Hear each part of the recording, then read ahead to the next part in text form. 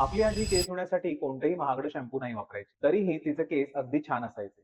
आज आपण इतके महागडे शॅम्पू वापरतो तरीही सगळ्यांना केस गळतीचा त्रास आहे. 11 दिवसात हेअरफॉल थांबवा या सीरीजच्या डे 2 मध्ये तुमचं सर्वांचं स्वागत आहे. बाजारातले शॅम्पू हे सिलिकॉनचा लेयर आपल्या केसांवर देतात, त्यामुळे केस अगदी मऊ वाटायला लागतात. पण त्याचबरोबर आपल्या स्कॅल्पची नॅचरल ऑइलची लेयर नष्ट करतात. त्यामुळे आपले केस अधिकच ड्राय होतात व त्यानंतर हेअरफॉल सुद्धा खूप जास्त प्रमाणामध्ये सुरू होतो. यासाठीच हे महागडे शॅम्पू वापरण्याच्या ऐवजी तुम्ही तयार करा हा घरच्या घरी असलेला उत्तम शॅम्पू. त्यामुळेच हे महागडे शॅम्पू वापरण्याच्या ऐवजी आयुर्वेदात ह्याचं एक छान उत्तर आहे. ते म्हणजे रिठा पावडर. 2 चमचे रिठा पावडर ही रात्रभर पाण्यात भिजवा. सकाळी उठल्यावर हे पाणी छान ढवळा, म्हणजे या पाण्याला छान टेस्ट येतो. या पाण्याने तुमचे केस धुवायला सुरुवात करा. रिठा पावडरमध्ये व्हिटॅमिन ई आणि व्हिटॅमिन ए हे भरपूर प्रमाणात असतात.